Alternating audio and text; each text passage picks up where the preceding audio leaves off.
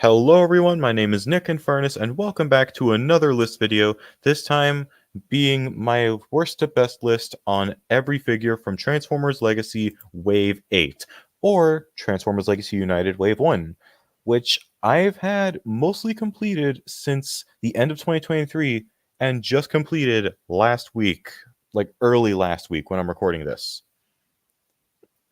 So yeah, this one's been in the works for just a little bit. And I'd say that when compared to the first wave of both Legacy and Legacy Evolution, this is easily coming out as the strongest wave yet. Wave 1, I'm going to be referring to it as numbered when in terms of Legacy as a whole. Wave 1 was pretty good, was a little bit mixed, but had some great figures. Wave 4 is still the weakest wave in all of Legacy, with the least amount of great things. But this, the worst figure, is still good. I wouldn't even be comfortable calling it okay. It's still good. And the best figures are some of Legacy's best. So with that being said, let's get started at number 11. Deluxe Class Rescue Bots Chase. So like I said in the beginning, still a good figure. This is not a figure that I would be comfortable with calling okay. It is still better than okay. That being said, it still has some problems, and the problems don't stem from the look at all. The look is it's very nice. It is a very good representation of Chase from the Rescue Bot series, just, updated to look more in line with the rest of the generations, it's still very reminiscent of the character in both modes, and especially with the head, that is absolutely Chase's head. The weapon is very interesting. The posability does leave a bit to be desired, especially because he has some hot rod shoulders in there. But for the most part, the stuff he's doing is pretty much average. Really, what puts this guy at the bottom of the list is just having the worst transformation in the wave. The legs are pretty interesting, but the upper half is a faff. That was not supposed to rhyme. But yeah, it's a big pain in the ass with having the arms to the windshield, you can't see them, but he has these little wing pieces that have to clamp down to lock everything together. It's these pieces right here. It's the ones that have the gas caps on them, and also these little tailpipes. So yeah, the transformation isn't really fun. It's one that I'll do, but only because I want him in the other mode at the time. It's not the kind of thing that I'll flip back and forth between. Then again, that's kind of the trend with the bottom three. None of them have fun transformations for the most part, but they are doing pretty well everywhere else, which is why they're still good in my eyes. Number 10, Core Class Boulder Crash. So this is the first of the Infernac characters that got revealed, with Infernac basically being a callback to the the Rock Lords and the Inhumanoids from the whole GoBots thing. I don't know that much about where these guys came from, but as our first little Infernac Rock Lord guy, Boulder Crash is pretty good, just like Chase. Again, he kind of suffers from a lot of the same issues. The look is pretty good, especially for an original character, but I will say that every single one of this figure's problems stem from this giant rod he has sticking off his back. The look overall is pretty good, but when I'd say this is a great design for a little rock character, but that rod just comes in to be a major eyesore. The posability is pretty good, but the legs constantly bang into this giant rod piece, and the shoulders are also very lame. The transformation is, again, like with Chase, this figure's worst aspect, where it's fun for the most part. It is a more enjoyable conversion, but getting the legs past that rod is so annoying. It reminds me of Kingdom Rhinox in a way, which, yes, I am eventually going to do a list on the Kingdom and Legacy Maximals, and you can bet that if Kingdom Rhinox isn't at the bottom, he'll definitely be near it. Let's face it, he's at the bottom. But yeah, just having to scrape the legs past that piece, past this stick, it's not as annoying as the wing pieces on Chase, but it's still very annoying. At the very least, the alt mode is a neat little rock trike with a giant blade sticking off of it, so good luck sitting. This is a neat little figure, but there's definitely better, especially in the Infernac universe already so far. Number 9, Deluxe Class Animated Bumblebee. Yet another figure where it looks good, but the play experience isn't the greatest. As a stylization of the animated Bumblebee design, this is doing excellent. Actually, a lot better than I thought it would. The shoulders don't look nearly as weird in person, and the car mode's basically perfect. The posability is also pretty good, having deeper than normal knees, though having some really weird problems with his ankles. And and from the waist up, it's pretty much average, outside of being able to look up all the way. Again, it's really just the transformation that holds this one back, though not as much. Really, it's just the arms being, just a bit uncooperative at times, and not really wanting to peg into the sides, because like the doors here do fold up onto the arms. Especially, the most annoying part is that sometimes the hands will just start untransforming, and that part does tend to get on my nerves quite a lot. But it at least leads to a basically perfect alt mode and some fun accessories. I'd say that this still justifies the $25 despite being the same size as Earthrise Cliffjumper. Like, seriously, for deluxe, this thing is tiny and I don't even feel 1% ripped off. That's how good this wave is. It manages to make me not feel ripped off with this small deluxe figure. Number 8. Yes, 8. Deluxe Class Cyberverse Windblade. So I will say there's a lot that this figure is doing that I'd say is probably not as good as the previous figures. Robot mode is actually excellent. It looks exactly like even if it doesn't look exactly like the version of Windblade from Cyberverse, it still looks exactly like Windblade. So, she has that going for her. I did recently hear that the nose cone hanging off the back is really just a Windblade thing. That's kind of just been her character design from the get-go. So I'm not really as upset about it. And it at least does compress pretty nicely into this little backpack that looks like an actual backpack and not just bullshit hanging out because it has to go somewhere. Her posability is pretty lame. She has less than 90 elbows and 90 knees, but you can cheat them for much deeper. And there are still some fun sword wielding poses you can get her into. Really, what puts her above everyone else on the list so far is that she has the most fun transformation, which is to say, she has a transformation with no real frustrations. She doesn't have Chase's wing pieces or Boulder Crash's long stick. Please do not take that out of context. Or Bumblebee's door pieces. It's just simply move parts where they need to go and click everything into place. And the jet mode is very nice. It's a bit knobbly, but I can understand it. It's at least a pretty clean jet mode for a deluxe and infinitely better than what Needle Nose gave us. Considering that this is the easiest way, this is the easiest and best option to get a Windblade figure, I'm glad to say that it's a good thing that one of the most important characters in the Transformers in recent years actually got a good toy. Because seriously, those Thrilling 30 and Titans Return offerings were not great, at least from what I've heard. Number 7, Deluxe Class Magnius. So this is the other rock character besides Boulder Crash, and this one is just a lot better. This one's probably the most fun play experience out of the way so far. He's easily got the best posing of any of the deluxes. His transformation is a little rough, considering how tight some of the joints are and getting stuff into place, but it's actually not that bad once you do it a few times, and the design of both modes looks excellent. I forgot to mention this with Boulder Crash, but I love how these things are basically Flintstones Transformers. They're robots, but they're made completely out of rock. This one especially even feels like it's made of rock, like it has the texture and everything. Also, I just love the fact that this guy comes with a pickaxe. That's just a super fun detail that could probably be used as a crossbow as well. And yeah, just loving that truck mode. Plus, there is movie Ironhide pre-tool written all over this thing, even down to the feet. Even the feet look similar. But yeah, whether you're comparing it to Boulder Crash or just taking it on its own, this is a great start to the Rock Lords in Legacy. And I'm really looking forward to seeing what that bright green and yellow one's going to be that got leaked.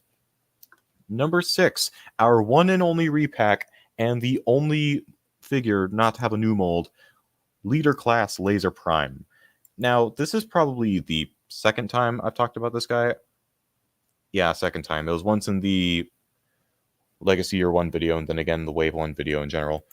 So by the end of the year, you'll have heard me talk about this guy at least 4 times. So I'm going to give a bit of a simpler reason for why this guy's this high up, and then you'll get the extra short version in the end of the year video. So to put it simply, the robot mode is a very nice update to the original Laser Prime toy from Generation 2. It's got some weird design choices like the skinny biceps and the entire window section being the backpack. It's not really a big backpack by any means, but it's still there. The posing is pretty below average, especially for a leader class, considering that both the Earthrise and especially the Siege Optimus Primes, had much better posing than this. But really, once you get past that, it is all smiles all the way down. The transformation is very interesting and actually gets pretty fun once you learn how to do it, and the truck mode is excellent.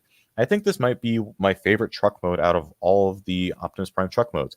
The only thing I can really say that's wrong with it is just the arms sticking out the back, but they don't even look that bad. Hell, if you get Toxitron or Scourge, the arms blend in, so it just looks like part of the truck. I can see why some people might not like this mold, but for me, I still love it, and I think it's a great segue into the true winners of this wave. Number 5, Core Class Tasmania Kid, my first figure of the wave, if you don't count Laser Prime, and honestly made a really strong first impression. This didn't beat Swoop as my favorite core class, but it got pretty close. So as an update to what I'm assuming is Leo Prime's little sidekick, because I have not watched Beast Wars the Second, and I don't really plan to, because where? But yeah, as an update to the little Tasmanian kid, this is pretty excellent for what it is. Yeah, it has a backpack, but the show model was already an impossible design, so I do understand it. And this doesn't really feel like laziness. Instead, it feels intentional. It feels like they want to make a callback to those old Beast Wars one-step changers where the shell just kind of collapsed around the robot mode to form the beast mode. So, it feels like that. It feels like an update on an old Beast Wars figure, and as such, it at least feels like an intentional design choice. And outside of that, the rest of the robot mode is spot on. The posability is very good for a core class. It's pretty average in most places, but it does have what some figures lack with wrists and ankles. The transformation is pretty fun. I'd say it's more fun than Kingdom Rat Trap, which I do think is a fun one. But this one is still a very satisfying conversion that leads to an absolutely adorable Tasmanian Devil mode. Fun fact, I actually did a project in my 6th grade science class on the Tasmanian Devil, so that got me even more excited for this figure to eventually be released, and it was absolutely worth it. This is definitely one of the best Beast Wars figures they've released, but not the best core class of the wave. That goes to our number 4, Core Class Energon Megatron. I was hearing good things about this guy, but I wasn't really convinced that I would like him as much as some people did. As much as some other people did. Yeah, I was wrong. This almost beat out Swoop. Tasmania Kid didn't get close to Swoop. This guy did. Really, what held him back is that his posability is just a smidge worse in some areas. Like, it's better where it counts, but the shoulders especially are way too restricted for my liking. And Swoop did at least have something of a waist swivel. I will say, though, yeah, and Swoop did have a slightly more fun transformation. This guy still has a great one, but Swoop's was just a little bit more fun. As far as robot mode goes, this thing is still doing excellent. And in terms of jet mode, I'd say this is probably the one area where he's doing better than Swoop. Now, yes, I know it looks like a very weird looking jet, but that is how the jet looked in the show, so I am more than willing to excuse it. I never understand why Transformers reviewers dock points because they subjectively don't like the way something looks. Like, I saw a review for Studio Series Bumblebee Movie RC where it said, yeah, the robot mode looks spot on, but I don't like it, so it doesn't get points. Like, no, if it's spot on, give it points. And yes, this is a weird jet mode. And yes, Tarn has a weird tank mode, but they're still accurate to the weird things that they're supposed to be, so they get points. What I'm saying is that this is a fun little core class, and at least it's a more pleasant experience than the Energon cartoon, which I haven't seen, but I heard is trash. Number 3, probably the most surprising figure of this wave, Voyager class Prime Universe Thundertron. Man, Hasbro is just coming back strong with the Voyagers. After Wave 6, which had Nemesis Leo and Dirge, which were pretty underwhelming, Wave 7 had Bludgeon and Trashmaster, who were both excellent, and Wave 7 comes at us with Thundertron. Now, I'll admit, when I first got this guy in hand, I realized very quickly, holy crap, this guy is big. This might be one of the bigger Voyagers that Legacy put out. I'm looking at him on my shelf right now. He dwarfs Blitzwing. He's almost as big as Tarn and almost as big as G-Axis as well. And he's also just a very well-posing figure. He has really deep elbows, extremely deep knees. Some kibble can get in the way, but it's not too bad. Everything is movable. The transformation is very fun. My favorite part is actually unfurling the lion arms. That's a very satisfying step because it reminds me a lot of both Siege Soundwave and Kingdom Cyclonus. And the lion mode is also very nice. It doesn't really have any big areas that are off-putting to me, and all the robot mode and anything in robot mode has been hidden away very well. And at the same time, this is just a very nice update to that original Prime toy, which I didn't own because I wasn't into Transformers back then. But as an update, it's pretty nice. Yeah. I'd say my only real issue with this guy is that he is very hollow, but considering everything going on here, whether it be the very strong, like the very high quality plastic that they're using for a lot of the blue parts and the gray parts, as well as the insane number of parts on this guy, I can understand it. Plus, I've never really been one to criticize hollowness all that much, since it's pretty much inevitable. There are some figures that are able to, escape it, but it's not a guarantee on everybody. But yeah, of all the figures from this wave of Legacy, this one was definitely the biggest surprise. Maybe I should do a video about the biggest surprise in each wave. Just number 2, Leader Class Tigerhawk. I will say the last 3 waves had pretty underwhelming reveals for the Leader Class figures. Well, the last 2 at least. I was pretty excited for Skyquake, and then that got squished when he turned out to be not as good as I was hoping. And then Dreadwing just being a straight up repaint of him with no changes to the wings. Yeah, that was pretty unfortunate. And for some reason, Armada Megatron just wasn't really doing it for me at the time. It got better in hand, but for some reason, I still can't explain why he was so underwhelming to me. But this guy, yeah, that's pretty beautiful. And I already know people are going to be complaining about the hollowness on him. Look, he's almost as big as Dragon Megatron. He's just as heavy as Dragon Megatron. His transformation is more complex than Dragon Megatron, and and just like Thundertron, there are so many parts on this guy. So many things that move, so many different accent pieces.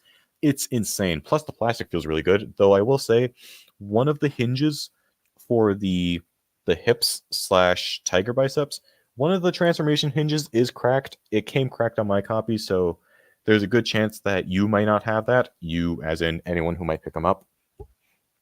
So I'm not too concerned about it breaking, since no, there hasn't been any other damage to that part. But even then, it plugs in just fine in both modes anyways. So even if it does break, I mean, it always sucks, but it's not that bad. I just spent way too long talking about parts on him a part on him that's broken, so I'm just going to talk about why this guy is awesome. Both modes look fantastic.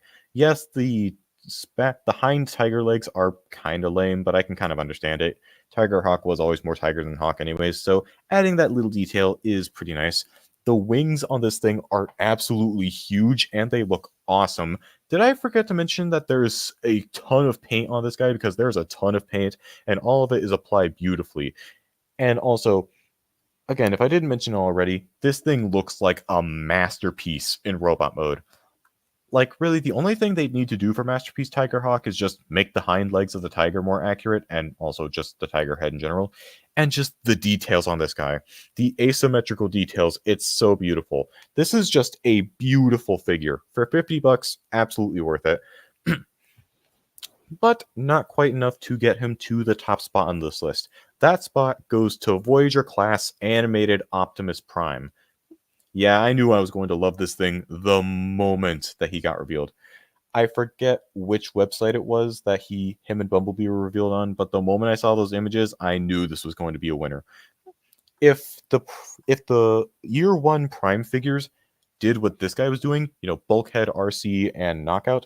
Okay, well, actually, just Bulkhead and Knockout because RC was fine. She just had some problems in the play in the play experience. But if Bulkhead and Knockout did what this guy was doing, then I don't think there would have been any backlash from Prime fans. This is pretty much what anyone could ask for with a stylized representation of the character of the design. It is a perfect blend of both the generation style and the animated design with all the different details. It looks absolutely fantastic and accurate in both modes. It poses extremely well. This is probably the best posing figure in the wave. This thing might actually pose better than both Tarn and G-Axis. The transformation is probably the worst of those three figures, but it's still a very fun one. And this is just another figure where when I got it out of the box, I was shocked by just how big it is, and there's barely any hollowness on him. There's still some, like the insides of the thighs and the little cuts in his biceps, but still, there's just so much going on with this guy. And again, I knew from the moment I saw him that he was going to be an excellent figure, and I was right. So, yeah, of course. He's probably not going to be on shelves for that long, so definitely grab him while you can. I could not recommend him enough. But anyways, guys, that's going to be it for my list on Wave 8 of Transformers Legacy. If you enjoyed, you know what to do. I'm not going to bore you with all the generic stuff. I'll see you guys in the next video. Take care, and Godspeed.